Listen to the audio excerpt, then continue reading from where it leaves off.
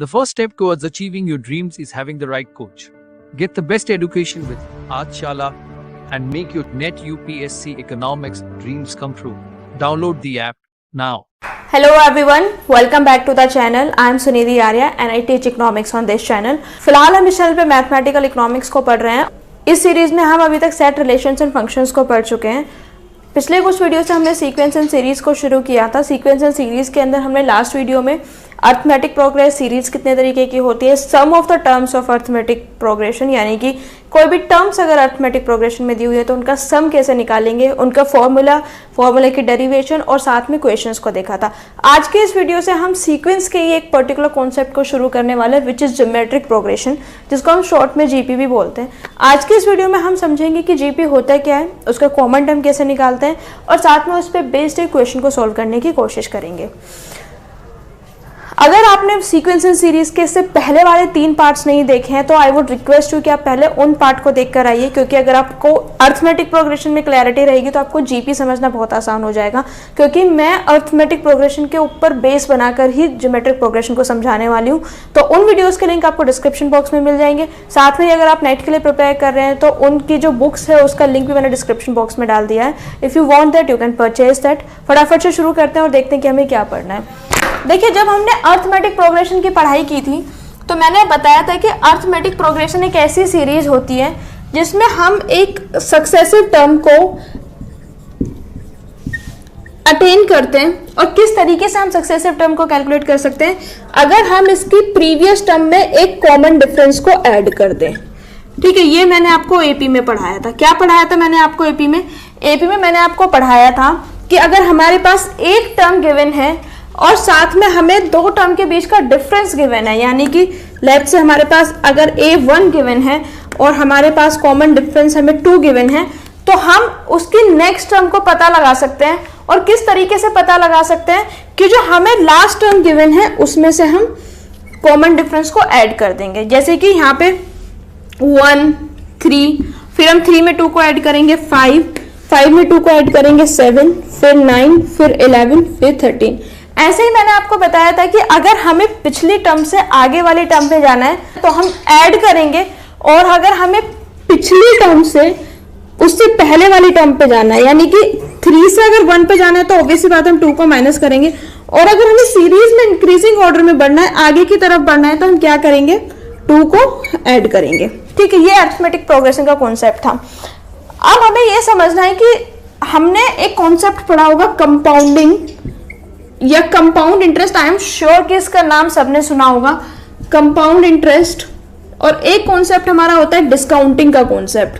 ठीक है, जो कंपाउंडिंग का कॉन्सेप्ट होता है, कंपाउंडिंग में हम क्या पढ़ते हैं कि हमने किसी को ब्याज पे पैसा दिया, और जो हमने ब्याज पे पैसा दिया तो ब्याज के ब्याज पे ब्याज लगता है. जैसे कि हमारा सिंपल इंटरेस्ट क्या होता है, लेट्स से हमने किसी को 1 लाख रुपया लोन पे दिया. ठीक है, और उसमें हमारा 5%, लेट्स से 10%, कैलकुलेशन ईजी रहेगा, तो 10% हमारा रेट ऑफ इंटरेस्ट है. तो 1 साल में हमारा रेट ऑफ इंटरेस्ट कितना हुआ, 1 लाख पे हमारा कितना रेट ऑफ इंटरेस्ट जाएगा 10% के हिसाब से, 10,000, राइट. और अगर 10,000 हमारा रेट ऑफ इंटरेस्ट जाता है तो इस 10,000 में अगली बार हमें क्या करना है, इस 10,000 से हमारा कोई लेना देना नहीं है अगर वो सिंपल इंटरेस्ट है. ठीक है, अगली बार हम क्या करेंगे, फिर से हम 10,000 रेंट देंगे, फिर हम 10,000 रेंट देंगे, और जितने भी सालों के लिए हमने लोन लिया होगा हम 10,000 जो है वो रेट ऑफ इंटरेस्ट उसको देते जाएंगे. लेकिन कंपाउंड इंटरेस्ट में क्या होगा, लेट्स से हमने 1 लाख रुपीज ही लेंड किया है किसी को, और उसमें हमारा जो रेट ऑफ इंटरेस्ट है वो 10% है कंपाउंड इंटरेस्ट का. तो हमारा फर्स्ट टर्म में जब हमारी पहली साल पूरी हो जाएगी तो हमारे क्या अमाउंट बनेगा, 1 लाख. तो जो हमारा प्रिंसिपल था, जो हमने लोन दिया, प्लस 10% जो हमने इंटरेस्ट दिया, वो था हमारा 10,000. तो जो नेक्स्ट टाइम का हमारा प्रिंसिपल होगा वो क्या होगा, 1,10,000. तो व्हाट डज दैट मीन, 1,10,000? इसका क्या मतलब है? इसका मतलब सिंपल है कि हमारा जो 10,000 इंटरेस्ट था ना, अब इंटरेस्ट पे भी इंटरेस्ट लगेगा. तो जब इंटरेस्ट पे भी इंटरेस्ट लगता है उसको हम कंपाउंड इंटरेस्ट बोलते हैं. और इसी तरीके से कॉन्सेप्ट होता है डिस्काउंटिंग का. डिस्काउंटिंग का मतलब क्या होता है, अगर हम आज ये जानना चाहते हैं कि लेट्स से कोई भी एक कमोडिटी है वो डेप्रिशिएट हो रही है, एक फिक्स्ड रेट से डेप्रिशिएट हो रही है, और हम ये जानना चाहते हैं कि आने वाले 10 साल बाद उसकी वैल्यू क्या होगी, यानी कि हम उसको एक पर्टिकुलर रेट ऑफ इंटरेस्ट पर डिस्काउंट कर रहे हैं। कंपाउंड इंटरेस्ट और डिस्काउंटिंग ऑलमोस्ट सेम कॉन्सेप्ट है, ठीक है, बट बहुत माइनर सा डिफरेंस है। आने वाले टाइम में जब हम कंपाउंड इंटरेस्ट और डिस्काउंटिंग को डिटेल में पढ़ेंगे तो हम डिस्कस करेंगे कि इनमें क्या डिफरेंस है। फिलहाल हमारा फोकस जो है वो जीपी में। मैंने कंपाउंड इंटरेस्ट और डिस्काउंटिंग का जिक्र यहाँ पर इसीलिए किया है क्योंकि जीपी जो है वो इन दो कॉन्सेप्ट्स का बेस बनता है। अगर आपको जीपी का कॉन्सेप्ट क्लियर नहीं होगा तो कंपाउंड इंटरेस्ट और डिस्काउंटिंग का कॉन्सेप्ट भी क्लियर नहीं होने वाला है। अब हम समझते हैं कि जीपी होता क्या है, जिसकी हर एक टर्म, ईच टर्म या तो इंक्रीज करे या फिर डिक्रीज करे। कैसे? बाय ए कांस्टेंट रेशो, ठीक है, यानी कि एक कांस्टेंट रेशो है लेट्स से आर, उससे हमारे टर्म इंक्रीज करती जाए या डिक्रीज करती जाए तो हमारे क्या होता है, वो एक जीपी की सीरीज होती है। इसमें ऐड और डिवीजन की बात हो रही थी, इसमें रेशो की बात नहीं हो रही थी जब हम एपी की बात कर रहे थे। याद रखिएगा, जब हम ज्योमेट्रिक प्रोग्रेशन की बात करते हैं तो हम रेशो की बात करते हैं, अरिथमेटिक प्रोग्रेशन में रेशो की बात नहीं हो रही थी, ठीक है। जिस तरीके से हम एपी में ऐड कर रहे थे 1 + 2 3, 3 + 2 5, इसी तरीके से हम इसमें क्या करेंगे, मल्टीप्लाई करेंगे। यानी कि अगर हमें एक टर्म गिवन है, एक टर्म गिवन होने के बाद लेट्स से हमें पहली टर्म ए गिवन है और हमें उनके बीच का रेशो आर गिवन है, तो हम नेक्स्ट टर्म कैसे निकालेंगे, मल्टीप्लाई करके। कैसे? A R. फिर हम कैसे निकालेंगे उसके बाद, ए आर इंटू आर, यानी कि ए आर स्क्वायर।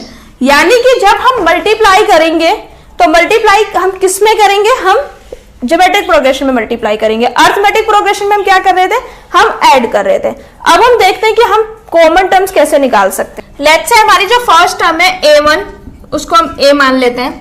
अगर हमारी सेकंड टर्म निकालनी है तो मैंने क्या बताया था, फर्स्ट टर्म में हम किसी भी रेशो की मल्टीप्लाई करेंगे, a1 इंटू आर। a1 किसके इक्वल है, a के इक्वल है, तो ar लिख देंगे। a3 अगर हमें निकालना है तो a3, यानी कि इससे पहले वाली टर्म, 3 से पहले क्या आया होगा, 2a2r।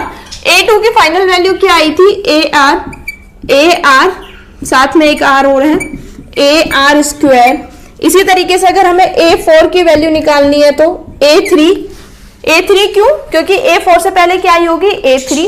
लास्ट टर्म में हम रेशो का मल्टीप्लाई करेंगे तो a3 इंटू आर, a3 की क्या वैल्यू है, R square into R is equal to AR3। इसी तरीके से हमने अरिथमेटिक प्रोग्रेशन में भी निकाला होगा, अगर आपको याद हुआ, अरिथमेटिक प्रोग्रेशन में भी हमने सेम तरीके से निकाला था।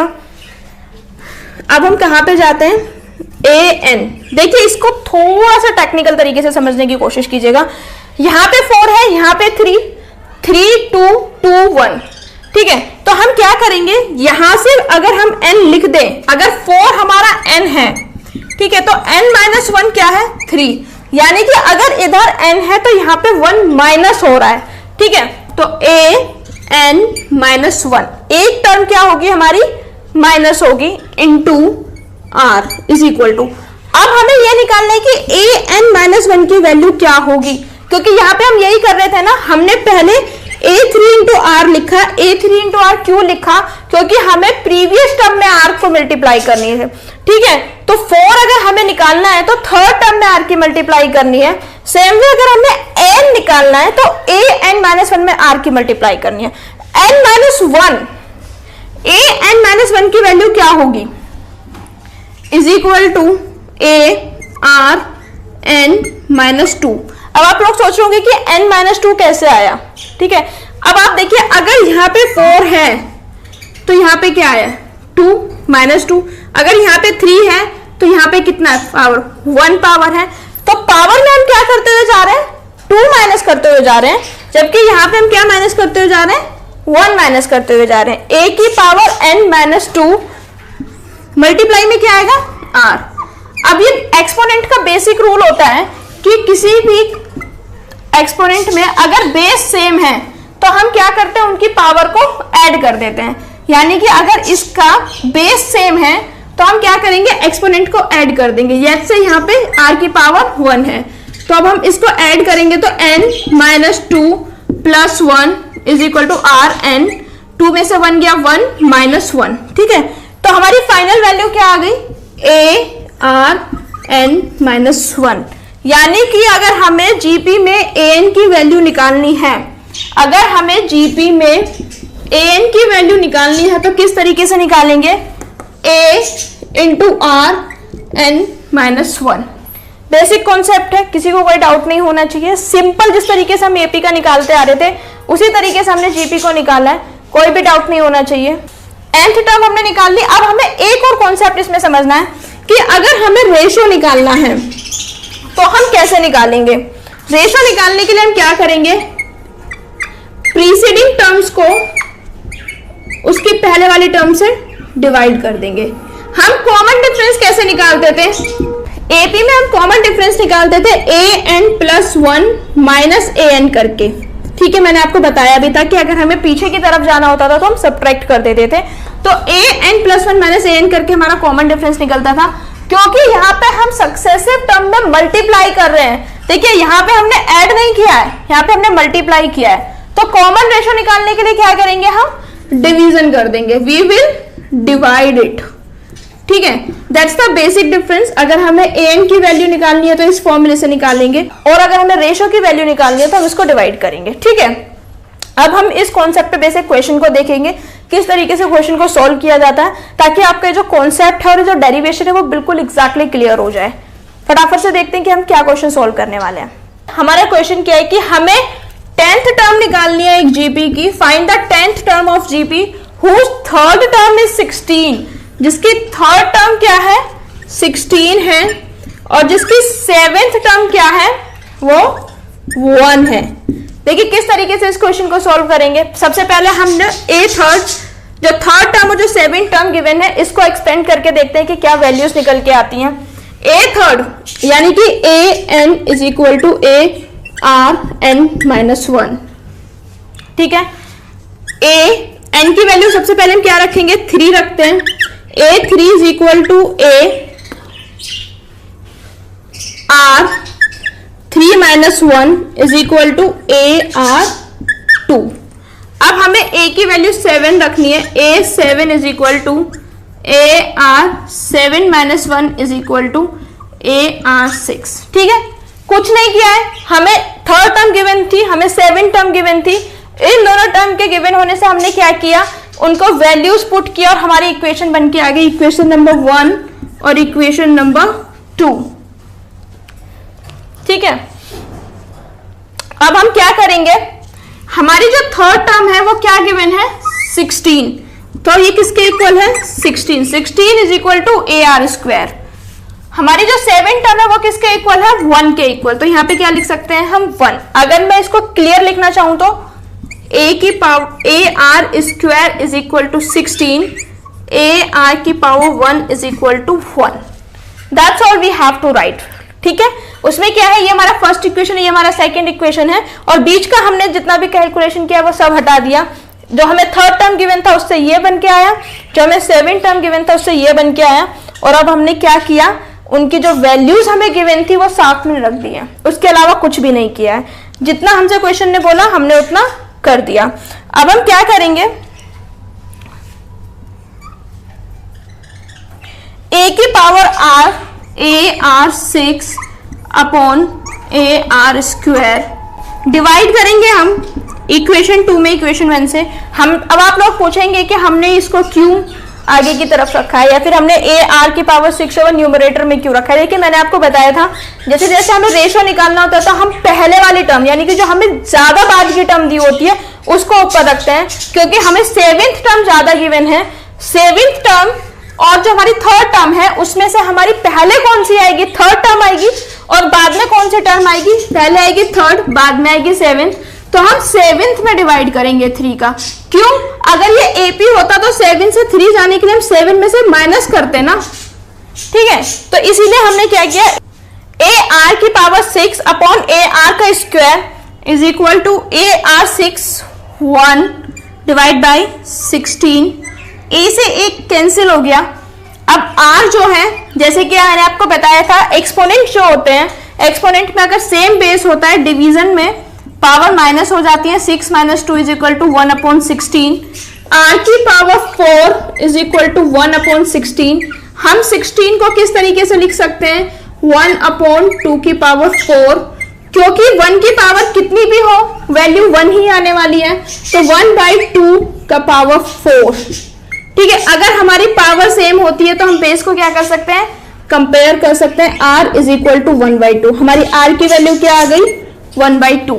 ठीक है, हमारे पास r की वैल्यू आ गई है, हमारे पास इक्वेशन गिवन है, तो अब हम a की वैल्यू इजीली निकाल सकते हैं। a की वैल्यू हम कैसे निकालेंगे, ar square is equal to 16।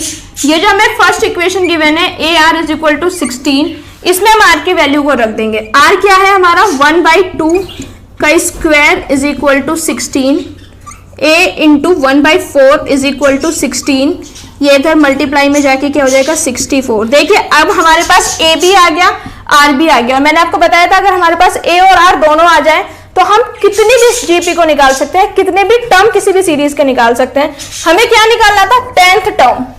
ठीक है, हमें निकालना है a 10th, यानी कि 10th टर्म निकालनी है। तो हम कैसे करेंगे, arn-1, a10 is equal to ar10-1 is equal to ar9, यानी कि हम a की वैल्यू रखेंगे, r की वैल्यू को 9 टाइम्स मल्टीप्लाई कर देंगे। a की वैल्यू क्या है, 64 इंटू r क्या है, 1/2 की पावर 9। अब देखिए 1 को आप कितनी भी बार मल्टीप्लाई करें आंसर वही आने वाला है, 1 इंटू 1 इंटू 1। तो हम क्या करेंगे, केवल 2 को 9 टाइम्स लिखेंगे, 2 into 2 into 2 into 2, 1 2 3 4 5 times, 6 times, 7 time, 8 time, 9 time. ठीक है, क्योंकि ये 9 पावर है। अब हम क्या करेंगे, देखते हैं कि 64 कितने में जाता है। 2 2 जा 4, 2 जा 8, 2 जा 16, 2 जा 32, 2 जा 64। यहाँ तक का 2 जो है वो इससे कैंसिल आउट हो गया। हमारे कितने 2 बचे, 2 2 2, 3 बार 2 बचा है, तो हमारी क्या वैल्यू आ गई, 1/8, यानी कि हमारी 10th टर्म क्या आ गई है, 1/8। मैं फटाफट से रिकैप करती हूँ इस क्वेश्चन को। देखिए हमें 10th टर्म निकालनी थी जीपी की, जिसमें 3rd टर्म हमें 16 गिवन थी, 7th टर्म हमें 1 गिवन थी। हमने पहले a 3rd से इक्वेशन को निकाला जो कि ar स्क्वायर आया, फिर हमने 7th टर्म से निकाला विच इज ar की पावर 6 आया। अब हम इनको डिवाइड कर देंगे, a की पावर r6, यहाँ से हमने r की वैल्यू को निकाला। r की वैल्यू को निकालने के बाद में हमने उसको ar स्क्वायर इक्वल टू 16 इसकी वैल्यू में पुट किया, जिससे a की वैल्यू आ गई। अब a और r की वैल्यू दोनों आ गई, तो हमने उसको an के फॉर्मूले में पुट कर दिया। बिल्कुल सिंपल बेसिक क्वेश्चन इतना ही करना है। That's it for today's videos guys. I hope आपको आज का वीडियो बहुत अच्छा लगा होगा, इन्फॉर्मेटिव लगा होगा। अगर आपको आज का वीडियो अच्छा लगता है तो please like it, share it with your friends and subscribe to the channel. Subscribe करने के बाद नोटिफिकेशन बेल को जरूर ऑन करें, ताकि नेक्स्ट टाइम मैं जब भी वीडियो अपलोड करूँ वो जल्द से जल्द आपको मिले। Until next time, thank you so much. Don't forget to like, share and subscribe. Thank you.